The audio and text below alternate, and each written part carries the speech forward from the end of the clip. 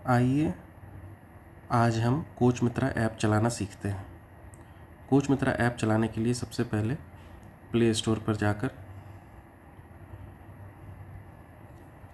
Coach मित्रा search करना है।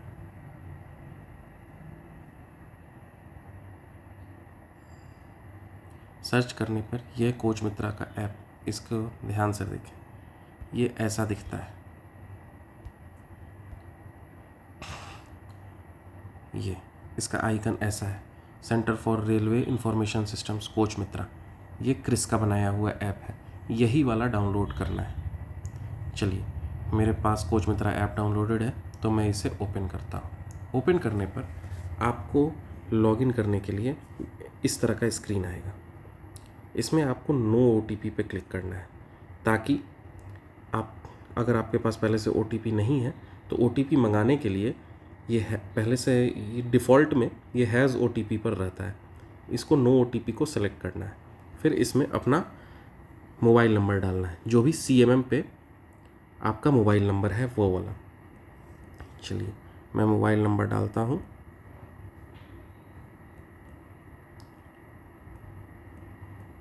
और सेंड OTP पे क्लिक करूँगा।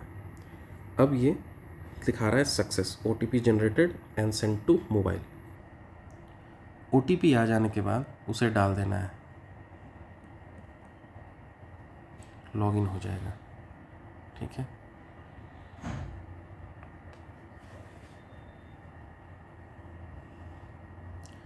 अब लॉगिन हो जाने के बाद आप देखिए सुपरवाइज़र नेम, सारे डिटेल्स आ गए हैं जो करंट जर्नी में था या नहीं था। अब मान लीजिए ये स्टाफ 31/7/2026 को 1:52:80 में ANVT से सहरसा आ रहा था, तो इस ट्रेन का डिटेल्स जानने के लिए इस पर क्लिक करेंगे, यस करेंगे।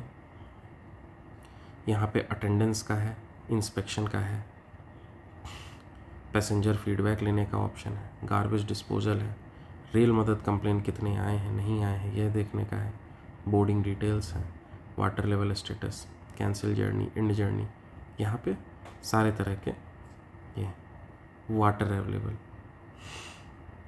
वाटर अवेलेबिलिटी, हर कोच का डिटेल है, आप इसमें डाल सकते हैं कि वाटर अवेलेबल है या नॉट अवेलेबल है करके सेव कर सकते हैं। इससे अलर्ट चला जाएगा।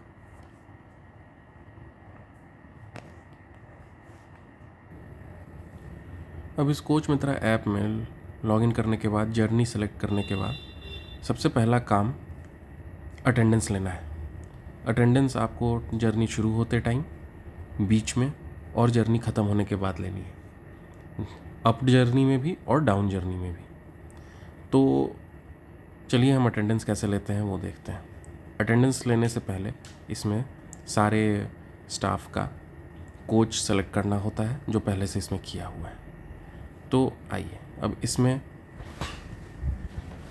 मान लीजिए ये नीलमणि कुमार सुपरवाइज़र का अटेंडेंस लेना है। इसमें 500 रुपये उनके पास कैश थे, वो यूनिफॉर्म में थे। ओके कर देना है। फ़ोटो लेने के लिए इस पर क्लिक करना है और ऐसे आपको आएगा, आपको स्माइल करना है, ब्लिंक करना है और ये हो गया। इसी तरह से बाकी सारे स्टाफ का भी कैश, फ़ोटो, कैश और यूनिफॉर्म में है या नहीं ये करने के बाद सबमिट अटेंडेंस करना है। इस तरह से करके सबमिट कर देना है। Attendance data saved successfully. ठीक है, उसके बाद sync attendance data to CMM, ये कर देने से अटेंडेंस डाटा सिंक्ड सक्सेसफुली। आपका अटेंडेंस लग गया एक टाइम का, यह लाल से हरा हो गया, एक टाइम का अटेंडेंस लग चुका है। अब पैसेंजर फीडबैक लेने के लिए आपको पैसेंजर फीडबैक इस पर क्लिक करना है और एक कोच सेलेक्ट करना है। मान लीजिए आपने ये कोच सेलेक्ट किया और सबमिट किया। अब यहाँ पर AC है, सीट नंबर डालना है, पैसेंजर का पूरा नाम, PNR नंबर, मोबाइल नंबर, यह सब डालने के बाद नेक्स्ट करना है और उसके बाद आपको पैसेंजर का फीडबैक पैसेंजर के से लेना है और यहाँ पे सबमिट कर देना है। TTE TC फीडबैक, इसमें TTE का full name, designation, mobile number, selection division और उसके बाद कोच, उनका कोच डाल के नेक्स्ट करना है और TT साहब आपको खुद ही इसमें फीडबैक दे देंगे। जैसा वो बोले वैसा वो कर लेना है। कोई रेल मदद कंप्लेन आने पे नो कंप्लेन रजिस्टर यहाँ दिखा रहा है। अगर कोई रेल मदद कंप्लेन आएगा तो वह यहाँ पे अपने आप आ जाएगा। अगला चीज़ जो आपको करना है वो है गार्बेज डिस्पोजल। अब मान ली देखिए ये जर्नी में बरौनी में गार्बेज डिस्पोजल है, गोरखपुर में है और सहरसा में है। तो बरौनी में आपने कितने बैग हैंड ओवर किए, मान लीजिए आपने 10 बैग किए, तो ये करके सेव एडिट कर देना है। ये हो गया, आपने 10 बैग दिए।